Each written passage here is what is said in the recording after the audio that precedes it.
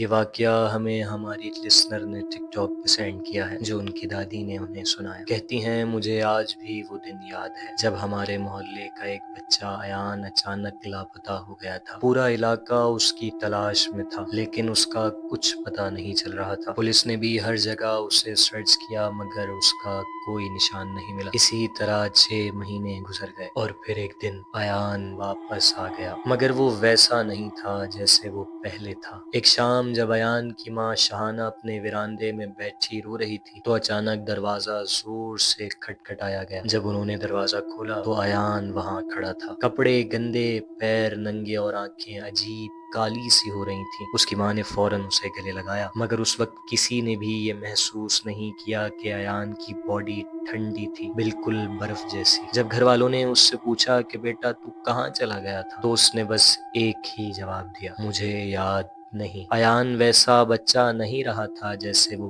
پہلے تھا۔ پہلے وہ شرارتی اور ہنستا رہتا تھا، لیکن اب وہ صرف خاموش رہنے لگا تھا۔ کبھی کبھی رات کو لوگ اس کو کھڑکی کے سامنے کھڑا دیکھتے تھے، وہ گھنٹوں تک صرف اندھیرے کو دیکھتا رہتا تھا۔ ایک دن ایان کی ماں نے دیکھا کہ وہ بڑے مزے سے کنکال جیسی چیز چوس رہا ہے، جیسے کوئی ہڈی ہو۔ وہ چیخ مار کر پیچھے ہٹی، مگر جب اس نے دوبارہ دیکھا تو صرف ایک عام چاکلیٹ کا ریپر تھا۔ شاید ان کی آنکھیں دھوکا کھا رہی تھی یا پھر ایان کچھ اور بن گیا تھا۔ محلے والوں نے ایان کی واپسی کی CCTV فوٹیج نکالی اور جو انہوں نے دیکھا اس نے سب کا خون سکھا دیا۔ CCTV میں صاف دکھ رہا تھا کہ ایان صرف چلتے ہوئے نہیں آیا، وہ ہوا میں 2 انچز اوپر تھا، جیسے چل نہیں رہا تھا، تیر رہا تھا۔ جب اس کی ماں نے یہ فوٹیج دیکھی تو وہ وہیں بے ہوش ہو گئی۔ لوگوں نے کہنا شروع کر دیا کہ جو بھی واپس آیا ہے وہ ایان بالکل نہیں ہے۔ کوئی کہتا تھا کہ اس کے اوپر کوئی بھوت کا سایہ ہے، کوئی کہتا تھا کہ اس کے اندر کوئی اور آ گیا ہے۔ لیکن اصل سچائی تب سامنے آئی جب ایان کی ماں ایک رات اس کے